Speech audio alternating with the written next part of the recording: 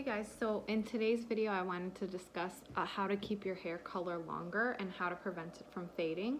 So I actually have a sister that does a very vivid bright red hair, so I took you along on the process of doing it. And I just want to go ahead and say this first as a disclaimer. I'm not showing you how to color your hair yourself. Like I have said before, I'm a licensed cosmetologist, so please do not try to color your hair yourself. Please go to a salon and get it done. But with that being said, there are steps that you can take at home to maintain your hair color so it doesn't fade as fast and keep it vibrant. Especially in the fall, people like the nice, warm, rich colors. Can really help lock that color in. Okay, so this is what my sister's hair looked like before we colored it. As you can see, she has quite a bit of outgrowth on her hair. It had been probably 2 months since we've touched it up.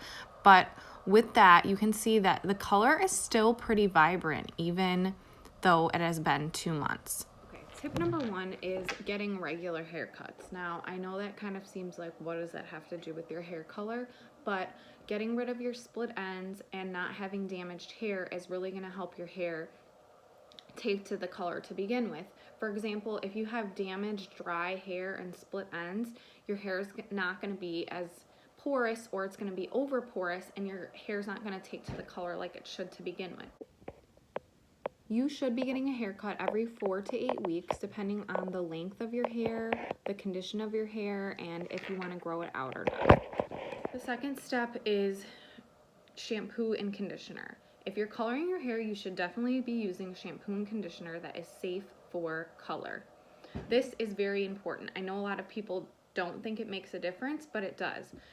Shampoos and conditioners that are color safe are formulated to be less harsh on color and not strip your color. Plus, professional brand shampoo and conditioners are more concentrated than stuff that you buy at the drugstore. They are sulfate and phosphate free, and they are silicone free, which also helps with stripping the color from your hair. Step number 3 is do a cool rinse.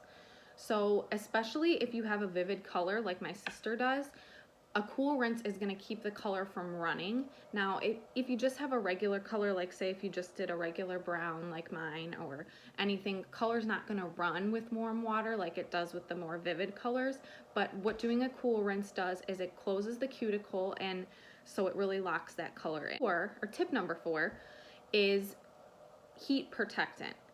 So you want to make sure that when you're styling your hair and you're blow drying it, you're straightening it, you're curling it, you're doing whatever you're doing, this goes hand in hand with making sure that your hair is healthy with the haircuts and stuff. You want to make sure that you're using a heat protectant spray. So even if you're just blow drying it, you want to make sure you have some type of product in, blow dry spray, an oil, something that's going to protect, that puts a coating on your hair that's going to protect it from the heat. I was planning on showing you the ones that we had at my salon, but I forgot them, so that's not going to happen. And step number 5, which doesn't really apply to this time of year, but it's still a good tip if you're going on vacation or whatnot, is chlorine in the sun. So chlorine definitely can strip your hair color very easily. So obviously there's not, if you're on the swim team or something, there's not a lot you can do to avoid that. But if you're just going on vacation or something, I would say definitely wear a hat in the sun. That will keep your hair from fading. And as for the chlorine, a good tip is to take leave-in conditioner and just spray it all over your hair. And obviously put your hair up. If you do plan on going under, the leave-in conditioner will kind of sit as a coating on your hair so that the chlorine doesn't strip it as much as it would. Okay, so the first thing I did before I colored her was I had to lighten it because her hair's so dark, and I had to get it light enough, otherwise the red wouldn't show. So I let it sit on, and then this is what it looked like before, and then this is how she is sitting with the red color on, and then this is our finished product. And as you can see, it looks very vibrant, very healthy. I did give her a haircut. She did need one.